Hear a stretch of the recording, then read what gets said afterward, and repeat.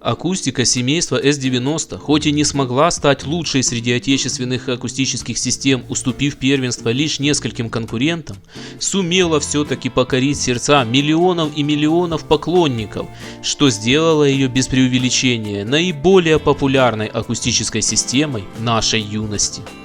И именно благодаря этой безграничной популярности знакомые черты так называемых девяностиков хорошо проглядывались и в продукции прочих заводов и предприятий, активно выпускавших клонов данной замечательной акустической системы, которым и будет посвящен сегодняшний выпуск.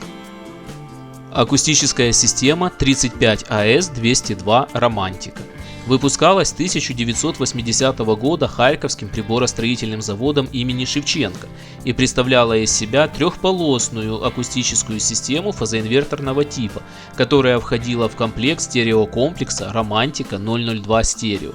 По сути, данная акустика являлась полным клоном акустической системы от рижского завода 35АС-1, но в отличие от нее имела более толстые стенки, что в свою очередь положительно сказывалось на звучании.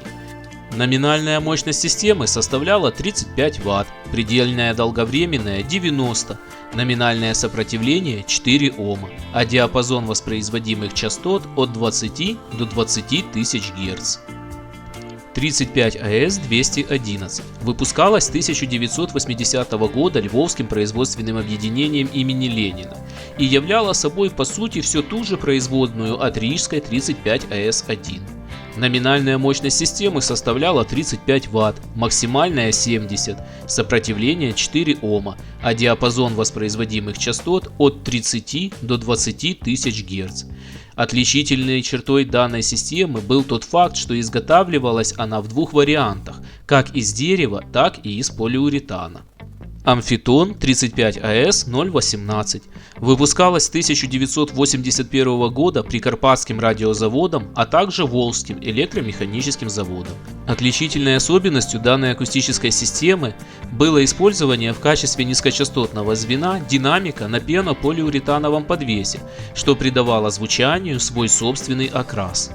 Номинальная мощность акустической системы составляла 35 Вт, максимальная 70, при сопротивлении 4 Ома, диапазон воспроизводимых частот от 31,5 до 20 тысяч Гц. К слову сказать, на практически аналогичном наборе динамиков с 1986 года Прикарпатским радиозаводом выпускалась еще одна акустическая система – Амфитон 50АС-022. Однако, учитывая тот факт, что она была все-таки более самодостаточной как по внешнему исполнению, так и по конструктиву, включать ее в ряды клонов S90 мы все-таки не будем и оставим для нее место в прочих историях. Орбита 35АС-216, она же 35АС-016. Выпускалась с 1983 года МЗТБ «Янтарь» и представляла из себя трехполосную напольную акустическую систему фазоинверторного типа. В данной акустике имелись аналогичные акустике S90 ступенчатые регуляторы тембра по средним и высоким частотам, однако располагались они, к слову, на задней стенке акустической системы. Номинальная мощность составляла 35 Вт, максимальная 90.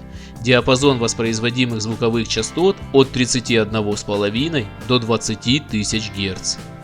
S90E, она же 35АС-012. Несмотря на схожее название, ничего общего с оригинальной линейкой S90 и рижским производственным объединением данная акустическая система не имела и выпускалась отдельно Брянским электромеханическим заводом.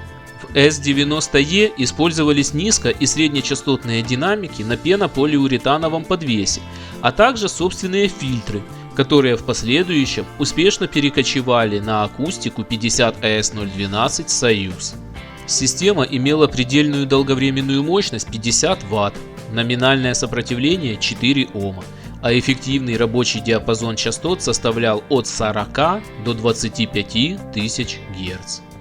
И завершает наш сегодняшний выпуск упомянутая ранее акустическая система Союз 50АС-012, которая выпускалась с 1990 года Брянским электромеханическим заводом и представляла из себя все ту же, очень схожую с С-90 напольную трехполосную акустическую систему фазоинверторного типа. Номинальная мощность акустической системы составляла 50 Вт, максимальная 90, сопротивление 4 Ома, а рабочий частотный диапазон от 40 до 25 тысяч Гц. Ну что ж, дорогие друзья, я надеюсь, что сегодняшний выпуск был для вас интересен и хоть немного понравился. Если это действительно так, с вас как всегда лайк, подписка и приятный комментарий. Ну а с нас еще много всего интересного. Хороших вам дней!